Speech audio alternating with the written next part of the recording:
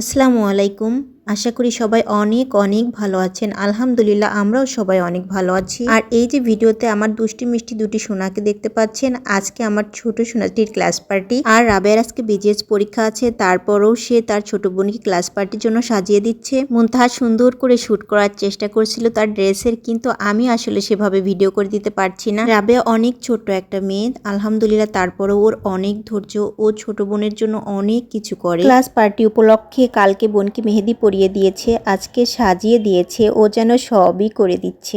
তারপরেও পরীক্ষার কারণে আমি বলেছি তুমি পড়ো, আমি কিছু করে দিচ্ছি। আমার বড় মেয়ে যখন ছোট ছিল ওর প্রত্যেকটা কাজই আমার করে দিতে হতো, কারণ ও একা একাই বড় হয়েছে, ওর কোনো ছোট ভাই বোন বা বড় ভাই বোন ছিল না। রাবে আর মুনতাহার বয়স খুবই কাছাকাছি, আর ওরা খুবই দুই বোন সহযোগিতা করে একে অপরকে। আমরা প্রায় মেয়েরাই ফার্স্ট বাচ্চা নেওয়ার পর সেকেন্ড বাচ্চা একদমই তাড়াতাড়ি নিতে চাই না, মনে করি আমাদের খুবই কষ্ট হবে, একটা বড় হয়নি তো আর একটা কিভাবে মানুষ করব। এটা কিন্তু আমাদের একেবারেই একটা ভুল সিদ্ধান্ত। রাবেয়া মুনতাহাকে দেখে আমার এটাই মনে হয় যে কেউ যদি সেকেন্ড টাইম বেবি নিতে চায় তাহলে তাদের খুব তাড়াতাড়ি বেবি নেওয়াই ভালো। আমিও কিন্তু ওই একই সিদ্ধান্ত নিয়েছিলাম। আমার বড় মেয়ের থেকে ওরা দুই বোন অনেকটাই ছোট, কিন্তু ওদের দুজনের বয়স কিন্তু অনেকটাই কাছাকাছি, যার ফলে ওরা দুজন খুবই বন্ধুসুলভ। একজনকে ছাড়া একজন ওরা থাকতেই পারে না। রাবেয়া যখন স্কুলে যায় মুনতাহা বারবার শোনে ও কখন আসবে, আর মুনতাহা যখন অন্য কোথাও থাকে তখন রাবেয়া বারবার শুনে যে ও কখন আসবে। রাবেয়া আর মুনতাহা দুই বোন দুই স্কুলে পড়ে, এর জন্য ওদের অনেক ক্ষতিও হচ্ছে, কিন্তু আমাদের কিছু ভুলের কারণেই ওদের আমরা এক জায়গায় করতে পারছি না।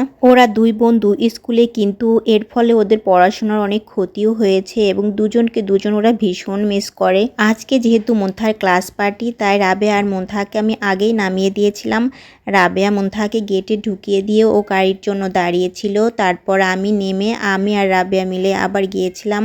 একই সাথে রাবেয়া গিয়েছিল স্কুলে আর আমি গিয়েছিলাম আমার কাজে। যাই হোক, আমি আমার কাজ শেষ করে মুনতাহার ক্লাস পার্টিতে যোগদান করলাম। এসে দেখি বাচ্চারা ডান্স করছে আর মুনতাহা ওর ফ্রেন্ডের সাথে বসে বসে দেখছে। মুনতাহা অনেক ভীতু প্রকৃতির। রাবেয়া যদি ওর সাথে থাকে তো ও সব কাজেই সাহস পায়, আর রাবেয়া যদি ওর সাথে না থাকে ও কোনো কাজেই সাহস পায় না। কিছুক্ষণ অনুষ্ঠান দেখার পর আমি মুনতাহাকে এবং ওর ফ্রেন্ডকে নামিয়ে নিয়ে আসলাম, নিয়ে দুজনকে কিছু খাবার কিনে দিলাম। ওদেরকে আবার অনুষ্ঠান দেখতে দিয়ে আমি বললাম যে আমি বাসায় চলে যাই, তোমরা অনুষ্ঠান দেখো, কারণ আমি বাসায় অনেক কাজ জমা ছিল।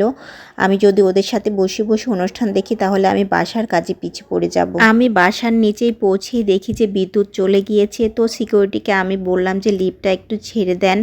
তো আমি বসলাম, এর ভিতরে দেখি যে মুনতাহা চলে এসেছে। আমি তো বলেইছিলাম যে মুনতাহা অনেকটা ভীতু এবং অনেকটা অস্থিরও বটে। আমরা যদি কোথাও না যাই ও বেশিক্ষণ সেখানে থাকতে চায় না, কিছুক্ষণ পরেই সেখানে অস্থির হয়ে চলে আসে। ক্লাস পার্টির আগে রাবেয়া মুনতাহার কত কিছু যে ভাবনা চিন্তা থাকে। যাই হোক, আজকের মতো ক্লাস পার্টি শেষ। ভালো থাকবেন আপনারা সবাই, আল্লাহ হাফেজ।